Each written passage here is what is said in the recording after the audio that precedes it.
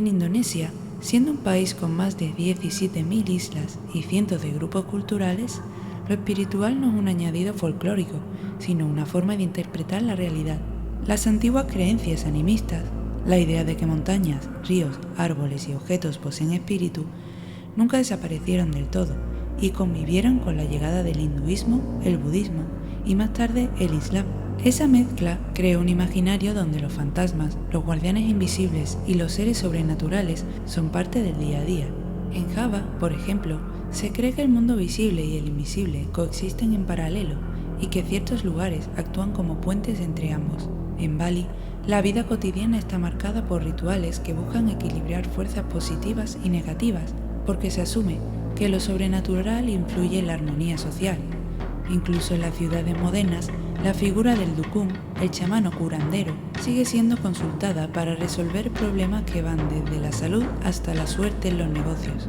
Todo esto hace que la mitología paranormal indonesia no sea solo un conjunto de historias, sino un sistema cultural vivo que moldea comportamientos, tradiciones y la manera en que la gente entiende su relación con el entorno.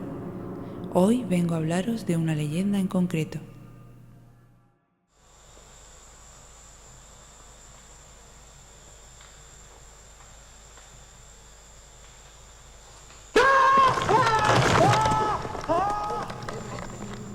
La leyenda del Pochong es una de las más inquietantes de Indonesia porque nace directamente de las prácticas funerarias tradicionales y de la relación íntima que la cultura local mantiene con el mundo espiritual. En muchas comunidades musulmanas del archipiélago, el cuerpo del difunto se envuelve en una mortaja blanca llamada kai kafan, atada con 3 nudos.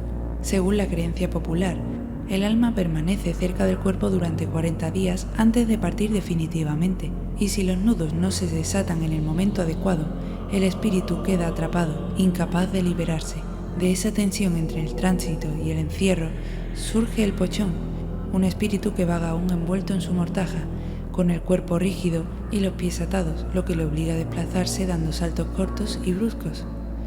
La imagen es tan perturbadora que forma parte del imaginario colectivo desde hace generaciones. Su presencia suele asociarse a lugares silenciosos, caminos rurales, cementerios o casas abandonadas, y se dice que anuncia su llegada con un olor a tierra húmeda o con un silencio repentino que cae sobre el entorno. En pueblos pequeños, la gente evita caminar sola de noche cerca de los cementerios, y no es raro escuchar relatos de encuentros transmitidos como experiencias reales. El Pochong no es simplemente un fantasma que asusta, representa un alma que no ha completado su viaje, un recordatorio de que la muerte, para los indonesios, no es un corte abrupto, sino un proceso. La figura del Pochong tiene varias variantes dentro del folclore indonesio, porque no es un único tipo de espíritu, sino una categoría amplia que refleja diferentes formas en las que un alma puede quedar atrapada después de la muerte. Uno de los más conocidos es el Pochong clásico, el que aparece simplemente porque los nudos de la mortaja no fueron desatados a tiempo. Este suele ser un espíritu confundido, que no busca hacer daño, sino que vaga sin rumbo y a veces se manifiesta para pedir ayuda. En muchas aldeas se cuenta que si alguien se atreve a desatar simbólicamente los nudos, aunque sea en el aire frente a la aparición, el Pochong desaparece en paz. Existe también el Pochong vengativo, que surge cuando la persona murió injustamente, de forma violenta o con un profundo resentimiento. Este tipo es más agresivo, se mueve con saltos más bruscos y suele aparecer en lugares relacionados con su muerte. En algunas versiones incluso puede atacar o perseguir a quienes considera responsables o a cualquiera que se cruce en su camino durante la noche.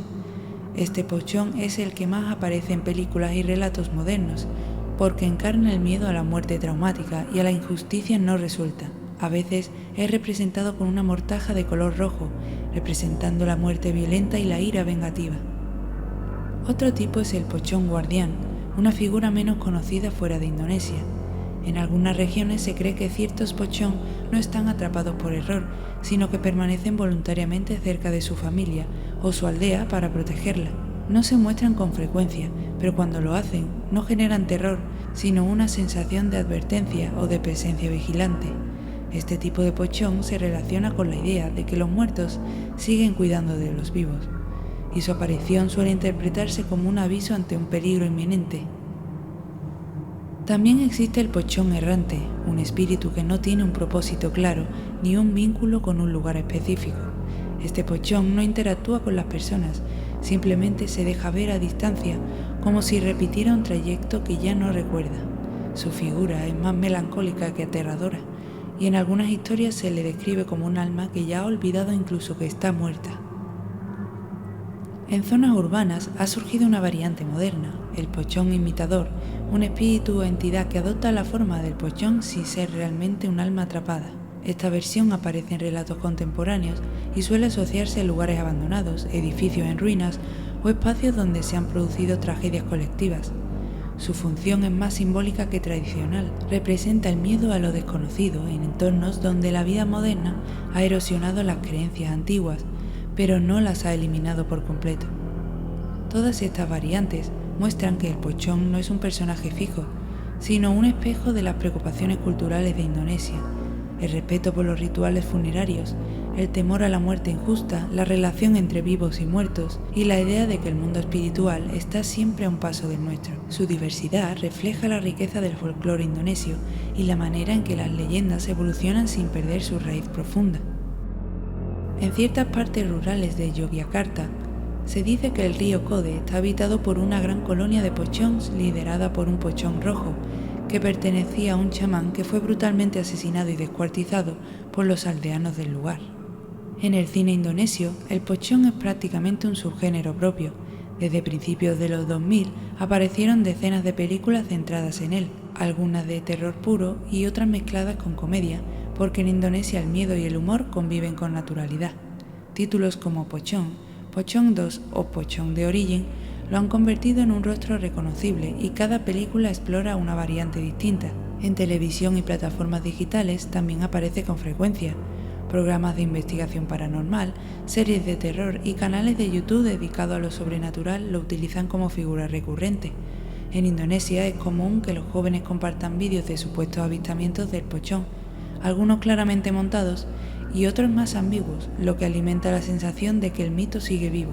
En los videojuegos, el pochón también ha encontrado su espacio. Aparecen títulos indonesios del terror como Dreadout o Pamali, donde se representa de forma fiel a la tradición. Estos juegos han ayudado a que el pochón sea conocido fuera de Indonesia, convirtiéndolo en una figura reconocible para los fans del terror asiático. Muchos pensarán que la leyenda del pochón es una simple historia de terror que se le cuenta a los niños para asustarlos, pero es mucho más que eso. Forma parte de una cultura antigua y arraigada en la que muchas personas creen. Simboliza el profundo respeto a la propia muerte y a las almas que ésta se lleva consigo o deja en el mundo terrenal, como recordatorio a los vivos de que puede haber algo más allá. Si te ha gustado este vídeo, por favor deja un buen like, suscríbete y activa la campanita para saber cuando subo un nuevo vídeo. Soy Elena de Pasión y ya te lo he contado. Nos vemos en el próximo misterio. Pocong itu sebuah jin, seekor